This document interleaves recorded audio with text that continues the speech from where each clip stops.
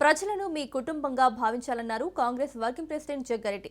మీ ఇంటి బాధ్యతలు ఎలా నెరవేరుస్తారో మున్సిపాలిటీలోని ప్రజలను కుటుంబంలా భావించి పనిచేయాలని సూచించారు. తన మాటను విశ్వసించి స్పష్టమైన మెజార్టీతో కాంగ్రెస్ కౌన్సిలర్లను గెలిపించిన సంగారెడ్డి సదాశివపేట పట్టణ ప్రజలకు కృతజ్ఞతలు తెలిపారు జగ్గారెడ్డి. మీకు తెలియకుండా తప్పులు జరిగే అవకాశం ఉందని, అలాంటి తప్పులకు ఎలాంటి అవకాశం ఇవ్వకుండా చూడాలన్నారు. ఇళ్ల నిర్మాణం చేసేటప్పుడు మీ పేరు చెప్పి ఎవరైనా అక్రమ వసూళ్లకు పాల్పడితే మీకు చెడ్డ పేరు వస్తుందన్నారు. ఈ విషయంలో అప్రమత్తంగా ఉండాలన్నారు. త్వరలోనే సంగారెడ్డి సదాశివపేట మున్సిపాలిటీలో కాంగ్రెస్ అభ్యర్థులను గెలిచిన వార్డుకు 8 కోట్లు మంజూరు చేయిస్తానన్నారు. 4 నెలల్లోగా పేదలకు ఇంటి స్థలాలు ఇచ్చేలా ఏర్పాట్లు చేస్తామన్నారు. ఓడిన అభ్యర్థులు సైతం తన దృష్టిలో ఆ వార్డులకు అనధికార కౌన్సిలర్లన్నారు. ఇంకో 2 నెలల్లో సీఎం రేవంత్ రెడ్డిని సంగారెడ్డికి తీసుకొచ్చి అభ్యర్థులతో సమావేశం ఏర్పాటు చేస్తానని, కావలసిన నిధులు మంజూరు చేయిస్తానన్నారు జగ్గారెడ్డి.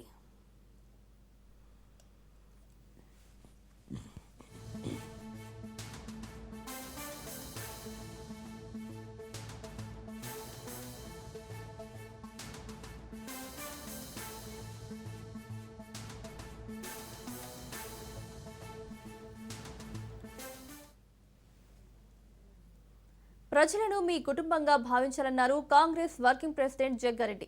మీ ఇంటి బాధ్యతలు ఎలా నెరవేరుస్తారో మున్సిపాలిటీలోని ప్రజలను కుటుంబంలా భావించి పనిచేయాలని సూచించారు. తన మాటను విశ్వసించి స్పష్టమైన మెజార్టీతో కాంగ్రెస్ కౌన్సిలర్లను గెలిపించిన సంగారెడ్డి సదాశివపేట పట్టణ ప్రజలకు కృతజ్ఞతలు తెలిపారు జగ్గారెడ్డి.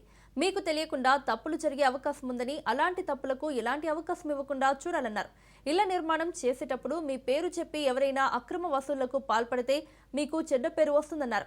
ఈ విషయంలో అప్రమత్తంగా ఉండాలన్నారు. త్వరలోనే సంగారెడ్డి సదాశివపేట మున్సిపాలిటీలో కాంగ్రెస్ అభ్యర్థులను గెలిచిన వార్డుకు 8 కోట్లు మంజూరు చేయిస్తానన్నారు. 4 నెలల్లోగా పేదలకు ఇంటి స్థలాలు ఇచ్చేలా ఏర్పాట్లు చేస్తామన్నారు. ఓడిన అభ్యర్థులు సైతం తన దృష్టిలో ఆ వార్డులకు అనధికార కౌన్సిలర్లన్నారు. ఇంకో 2 నెలల్లో సీఎం రేవంత్ రెడ్డిని సంగారెడ్డికి తీసుకొచ్చి అభ్యర్థులతో సమావేశం ఏర్పాటు చేస్తారని, కావలసిన నిధులు మంజూరు చేయిస్తారన్నారు జగ్గారెడ్డి.